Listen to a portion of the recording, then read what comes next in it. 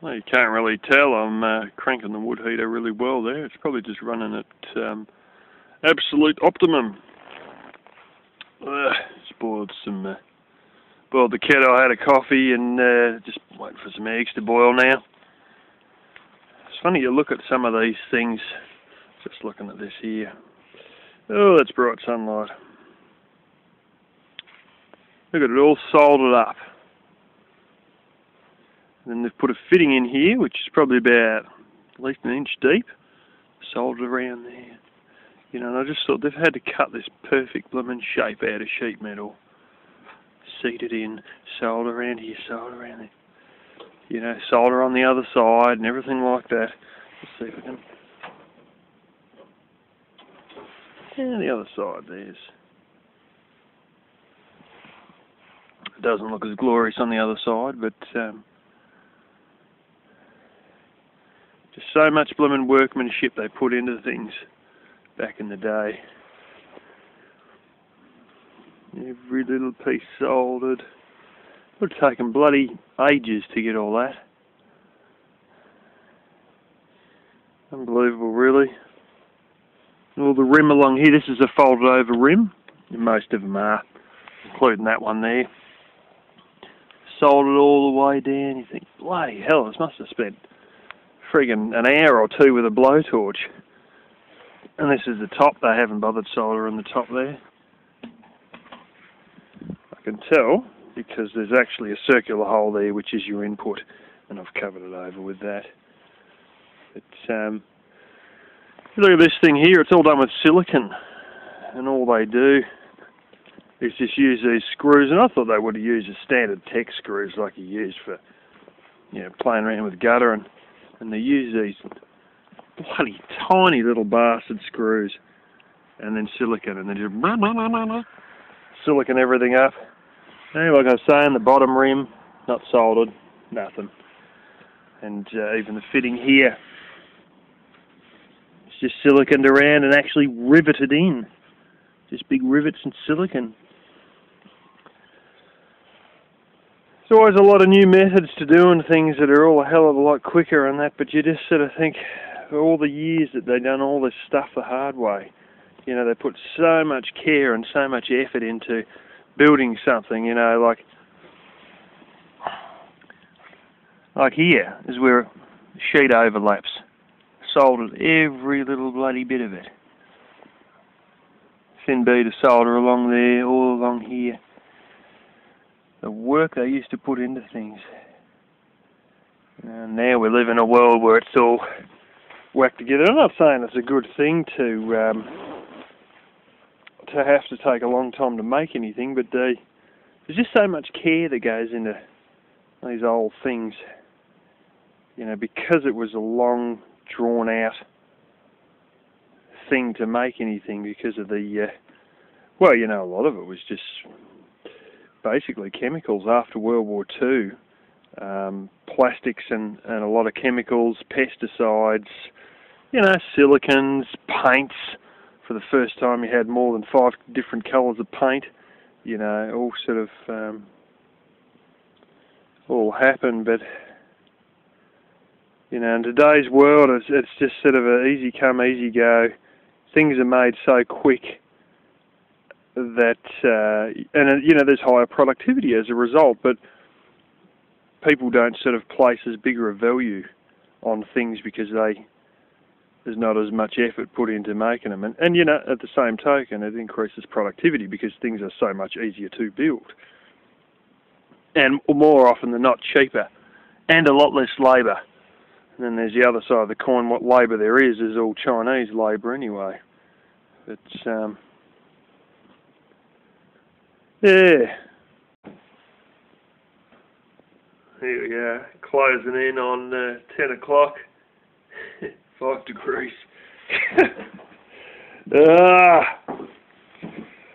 Crazy.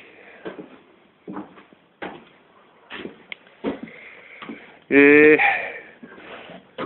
Surprising, like yesterday started at 5 degrees, got up to 6 degrees, the sun was out bright and shining, like it is now, and then 6 degrees is the best it managed, and By 11:30 last night, it was back to 4 degrees again.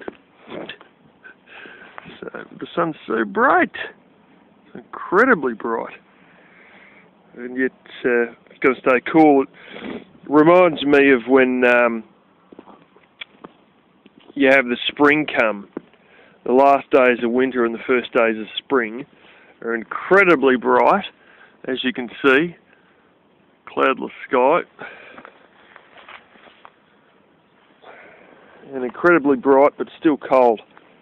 And yeah, it's sort of doing that exact same thing. Cats are funny. Always trying to drink out of everything but the water bowl. That's what cats do. I actually, one point there, was watching a bunch of cat videos made by cat food manufacturers about all the funny things about cats, and that apparently was one of the things that pussies do. All pussies do that. Just as all pussies like getting in boxes and things of that nature. And that's why pretty often I come across her sitting inside this pot, just sitting there looking at everything. Inside the pot though. Usually she likes to get up to a high position or whatever. Most things do like to get up to a high position and look down, but she likes to just sit in the pot and watch everything go past. Isn't that right, pussy? Hey? You're a funny cat.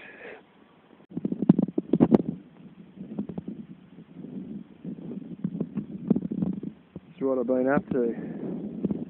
Doing a bit of burning. This is strange, you know. It had one hole in the bottom which usually gets full of ash. I've gone and whacked a bit of pipe held by a bit of sheet metal. Instead of just holding up with a rock, I'd restrict the airflow, so I've got a bit of sheet metal that I've just cut in 2 places.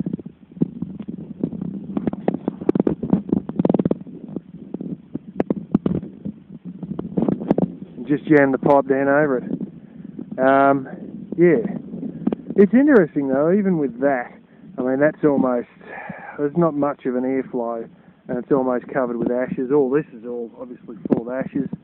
It's funny, with a restricted airflow, you get this thing where it will not burn down here. It'll occasionally throw a flame out of one of these,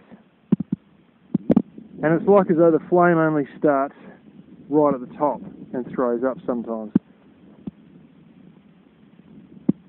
Yeah, it's still getting enough air at the moment, so the flame is sort of down there a bit further, but I've had other times before I even put that pipe in where it would fill up like this. You can't see it, but that's still orange. And the flame would literally only start from the top of this and then go out. And the flame would never jump below this lip. It just sort of... And it sort of reminded me of a gasifier effect, because the only time I got enough oxygen to actually ignite itself was when it hit the top of this and come in contact with the oxygen above this. So what it is with gasifiers, it's not no air at all. It's a combination of being insulated from the outside cool, plus having a very restricted amount of air that allows you to have wood gas without a flame. But it was just so interesting that before I put that piece in the bottom, and even sometimes still, it'll only have a flame from the top onwards and no flame down inside here, because there just isn't enough air until it hits the top. It just got me thinking about the FEMA gasifier when I was watching it doing it, because it just was so weird. It just sort of, all of a sudden, just almost like a blooming gas jet, you know. There's no flame, and then it just bang, the flame's just sort of floating, you know, on the top of it. It was sort of a bit strange, but yeah, I've been doing this yesterday in another area and today here, and I've just sort of, mostly with the lops and a few times with a reciprocating saw, cut up all this old stuff that didn't burn in a bonfire initially. You know, a lot of it, there's a handful of little bits like that, but a lot of it is just stuff that was either at the edge or was too thick to burn initially, and I didn't think I'd take any more out of here because I've already taken a bit out of here, but I think I'll take these as well up the top to cut up. Although I thought I got most of it, there's some that's actually quite an alright size still, so I'll be taking these with me as well. Some of which are just burnt nicely to be able to just put straight in the wood stove, as is. Yeah, a lot of that was just cut down from those stumps, which I burnt this pile about 3 damn times, and most of it was leaning up against these, which are, you know, all these. And then after it was all over, a couple of months later, I come down with a super coating saw and just chopped the whole lot off there. And it looked completely dead, but like so many times, bastards throwing sprouts up again. I don't know. It's ridiculous sometimes. But anyway, I'm just getting rid of the bulk of what remains in this, instead of trying to create a little fire on the ground. And, you know, the other day the ground was all damp, and it sort of hasn't rained, and it's been 2 bright days in a row now that haven't been terribly warm, but still enough to sort of dry the black soil out. Well, mostly dried out anyway. Not exactly, but some of it. And just in an effort to be able to burn any wood that's still wet, I put it in this, because this will burn wet wood purely because of the amount of heat that's held in by this 1/8 inch plate that's basically in a loop and welded. It'll hold so much heat in, you could just about ignite anything from the radiant heat that's inside. So it makes it good for burning anything, even that's got a bit of rain on it or whatever. But fortunately, most of this is all dry. Actually, it's very dry inside. So, yeah, really the situation is I probably should drill a few more holes higher up. But the fact is, I lit this about 11 o'clock this morning, and I mean, here we are now, and it's like 4:30, and I still haven't needed to empty the ash out. So, is there a point? You know, I might as well just let it go for the whole day, and then the next morning just tip the ash on the ground and start again, you know, because it's not like as though it sort of stops terribly quickly due to lack of air coming in. I mean, it's still going now, but it won't take much more ash before the air gets fairly constricted there. Well, I think it's about 5:30 now. I'll just have a look. Anyway, we're still stuffing another load in here. Yeah, 5:45. So 5:45, and we got to go in about 11-ish. What's that? 6 3/4 hours. 6 hours 45 minutes. So you get a lot of red coals, but eventually they break down into actual ash, and then it drops down, then you reload it a bit more, and you can just keep doing that so many times over. It's doing a lot of smoke, and I might have put a bit too much in, plus the trouble it's probably battling to get any oxygen now anyway, so... Anyway, I come out tomorrow morning. I might try and light the thing before breakfast tomorrow just to get a bit of a move on, instead of lighting it so late, and kick all the ash on the blooming ground and relight it, and then go have breakfast or something like that. Yeah, got a slight breeze, so the smoke's only going in one direction, which is alright. Alrighty, last night I whacked that on. It's grey, it's actually got light grey stripes. I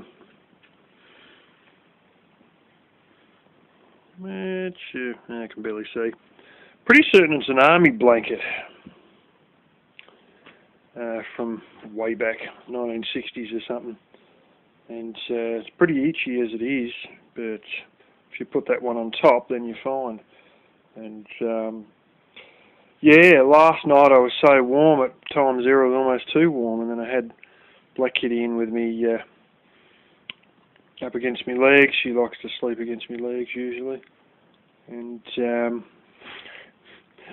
sometimes if I lay on my back, especially as it's getting near to the morning, she'll go and crawl up on my chest and lay on my chest. And yeah, I could have had that the night before last too, because I tell you what, it was a little bit cool. I managed to just barely stay warm enough, but last night, oh, it was more than warm enough. It was almost getting a little bit too warm. But anyway, a lot of these days, last few days, it's all been hanging between 5, 6 and 4 degrees Celsius. And usually, in the winter, it's about 10 degrees Celsius during the day. And the days, battling to get over 6 degrees Celsius. So, tomorrow is winter, or technically 1 minute past midnight tonight becomes winter. But the weather's obviously already attuned and actually colder than normal. I don't think it'll be too far off before we get our first frost, to be honest. It's just, when I got in the car last night after having a shower at the on-grid house and went to come back here, 4 degrees Celsius. So I'm sort of doing all right anyway, especially with the wood heater and all that. I used to just stick in one log. I'm actually sticking in a full-size log and then a smaller log to one side. And even this morning I got up and there was still a couple of red coals in there, and the glass was sort of just slightly warm to the touch, but all the flue and all that was pretty much, it wasn't cold, but I definitely wouldn't say it was warm anyway. And I've been using up the eucalyptus. Remember that big bloody Widowmaker thing that I've collapsed down? I got one more of those to go, which will probably be used tonight, and then that'll be rid of all the ones with the blasted termites in it, and that'll be a good thing. And then I'll probably start chugging on using, I've got a random menagerie of different boxthorn and bits of blooming peppercorn and stuff, and heaps of hardwood as well, which will probably start getting fed in before too long. Here's some sort of a European tree my uncle planted here years ago, with all the spongy sort of, you ain't going to be able to see it, spongy stuff. Some smart cookies in the middle of winter have decided to dump wood at the exact same sort of tree and just flung it right next to this tree my uncle planted to make it look like it's come from the same tree. But there's only one trouble. There is no 2-inch wide cuts on that tree. I don't even know what sort it is. All I know it's a European tree and it's got this corky shit on the outside of it. It even surprises me that in the middle of winter, when so many people around here are hard up for wood, that they'd actually dump wood on the side of the road. But I've been smart enough to recognise that it's the same variety in the hopes that nobody will realise and then just chuck it down. That may end up in the wood heater within the next day or so.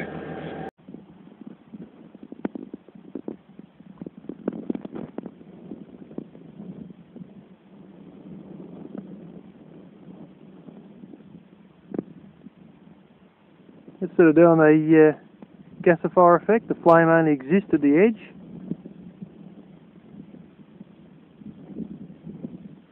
Just runs back to the edge and sometimes drops underneath.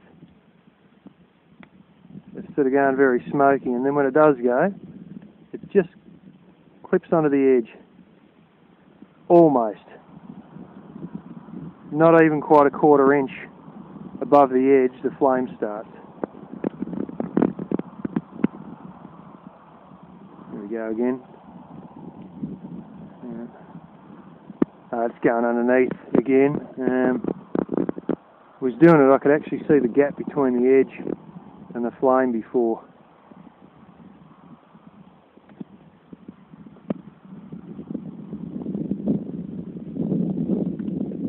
See, the wind blows and then the some of the wind gets forced down into it by the sticks, and then it burns inside again. But quite a lot of the time it sits just less than a quarter inch above the top edge, is where the flame actually starts.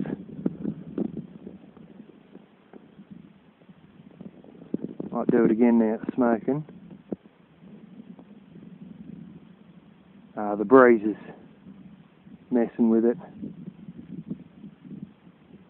With no breeze, it'll just sort of have the flame float on the top. Look at that.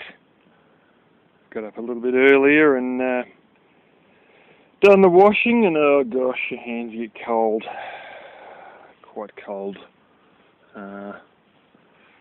Water's about 5 degrees Celsius. I don't know, I think it's about 48, 50, something like that. Rather cool anyway. And yeah, your hands get a bit cool with it. Just cranking the wood heater and the wood stove at the moment. I've just hung all the clothes and all the railings and the hooks inside, and yeah, burning up a bit of this stuff. I got a bunch of stuff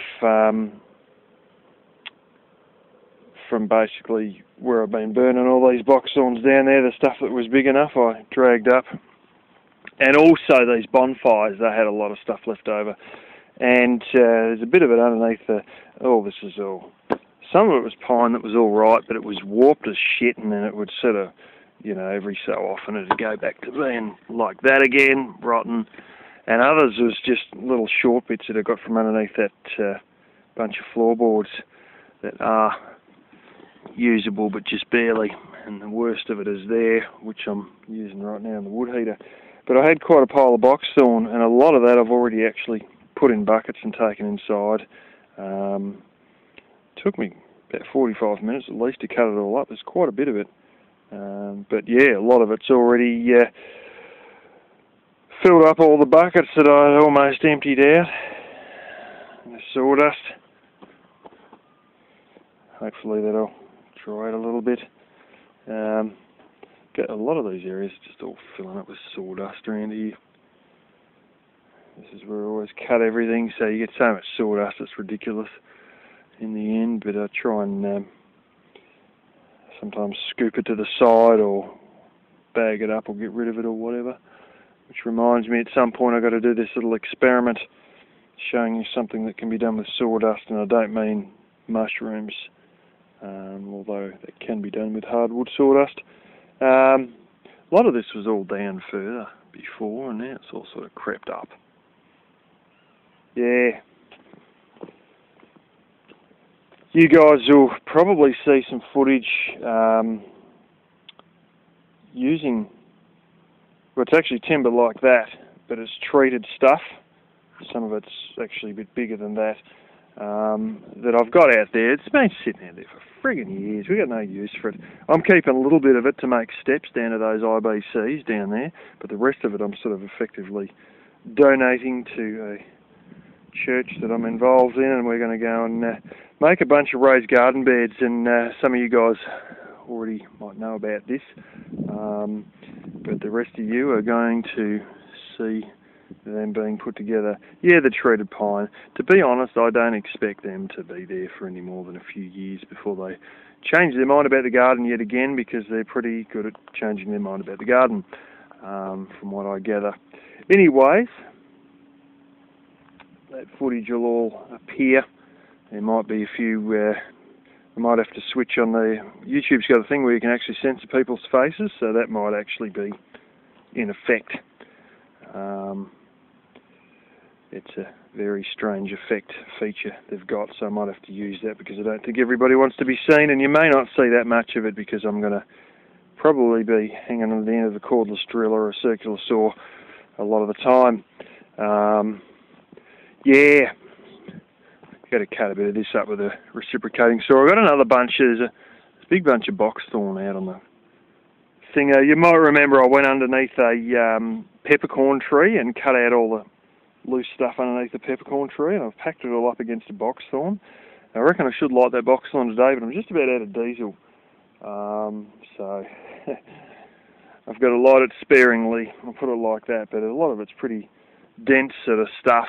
I thought I had all the sticks very close to the box thorn, but it seems there's a bit of a gap, so I might have to light it up and start pushing them in with a shovel or a rake or something like that to try and get all that to go. But I want to try and do that, and I've got a few other bits and pieces I've got to do, and then tomorrow morning I've got to disconnect all this, sort of move it to either side and move this out the way, and I've got a bunch of it's actually untreated decking flooring. It's a bit bigger than this stuff, but I want to take that over to the on-grid place so I can cut that up with a miter saw at a later date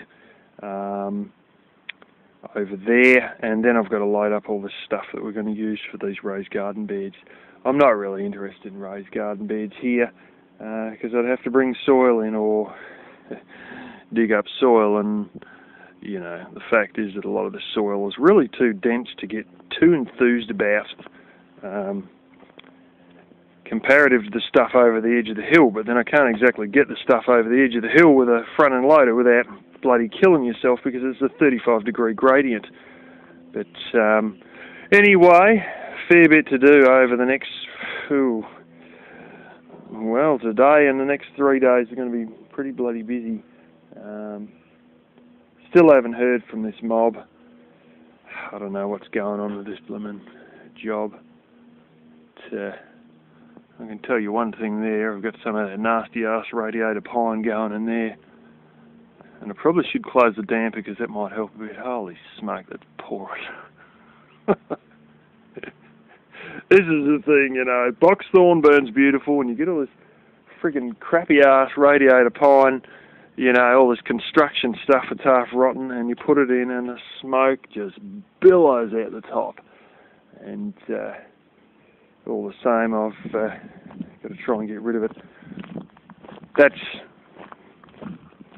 the stuff that I'll be cutting more of, but I want to do that at the on-grid house. Something that I can sort of do when the sun's down. And yeah, I could just bring it in here and cut it with the generator, but the thing is I want to keep the generator off as much as I can during business hours so I can hear this phone call if it does actually ring, but it's just taking forever. I've stacked a bunch of this in here, and that's actually stuff I picked up from old bonfire heaps that had since, been burned last year as I was down there packing stuff into that other wood heater thingy that you saw. I went round and picked a few other bits and pieces up, and that was those, so those should be going in, but I thought I'd just put all this in here just to keep it reasonably dry. None of this has got bugs in it, so that's good, but yeah, I always like to keep stuff in here and keep it dry, and ever since I moved out those plants and rearranged things, I've got a little bit more room. But if I put a dunny in here, I'm going to have to move all that to somewhere. Should probably just get chucked outside because I don't really have much space left to put it all. I could put a little bit in the backup shower, but oh hell, there's not much in there, to be honest. Not much room left, in other words. It's anyway. Now it's 11:30. There's the OBCs.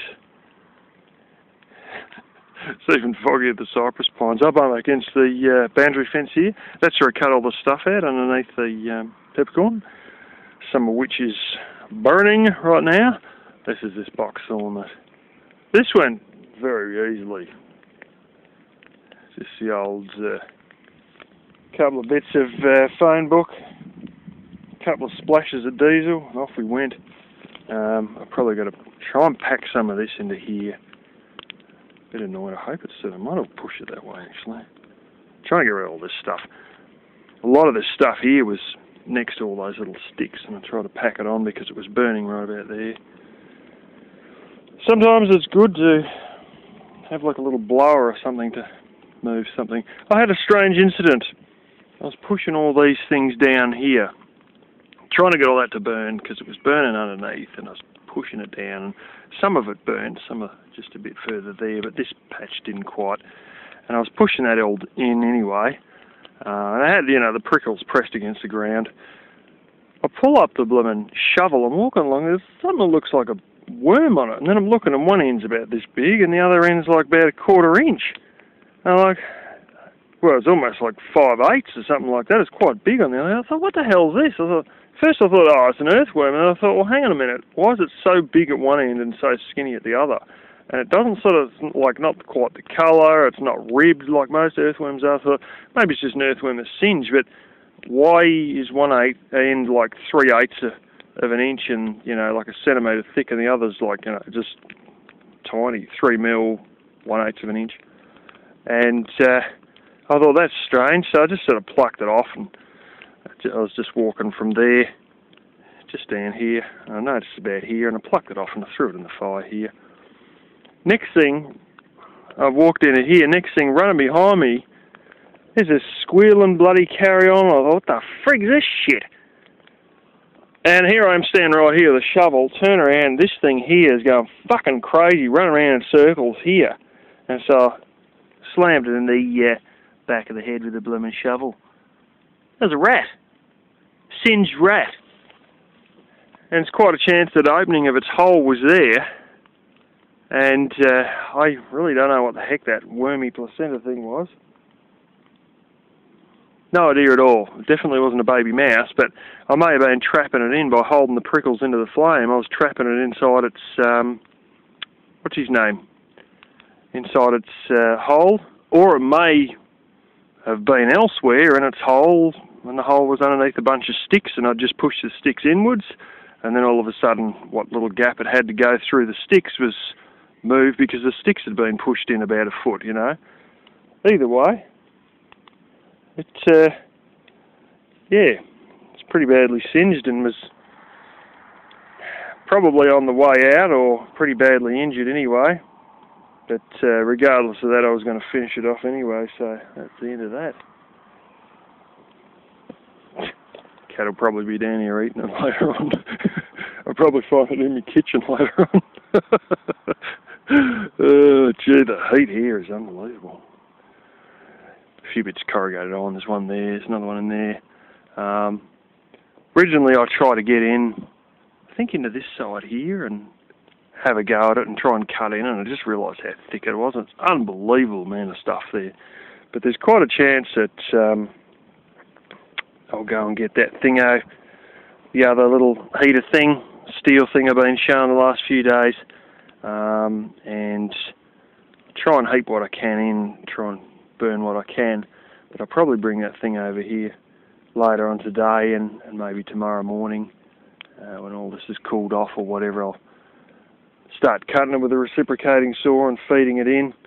I've got a number of things to do tomorrow, but if you play your cards right, you can get all the timing right with these things and sort of do several things at once. It's funny here, it might be a little bit... if you know the wind's going that way and you place it here on ash, it's only going to throw any sparks over existing ash. You're sort of alright, but you got to be careful sometimes with grass like this. But it's funny, this whole patch here, as this is starting to fire up, this whole patch here, steam just rising off. It's all the dew was getting steamed off by the radiant heat. Yeah, anyway, that went a lot easier than I thought, and I'll be happy if I can just get this in, and these sticks, and then just feed the rest through that little steel wood heater shenanigan.